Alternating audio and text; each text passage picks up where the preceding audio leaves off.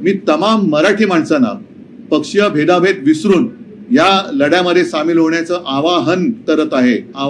करत आहे। मग याच्यामध्ये आपल्या अगदी मी म्हणेन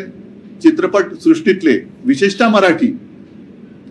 मग त्याच्यात मोठी मोठी नावं आहेत, त्यांनी सुद्धा उतरायला पाहिजे,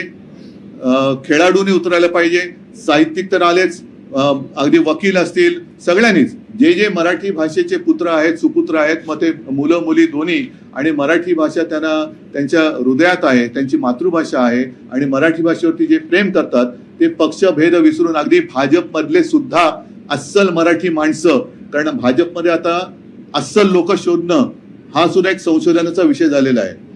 आणि अस्सल भाजपच्या कार्यकर्त्याला आता काहीतरी एक वेगळा शब्द वापरावा लागेल, कारण सगळे उपरेस त्यांच्या डोक्यावरती बसवलेत। त्याच्यामुळे भाजपमधले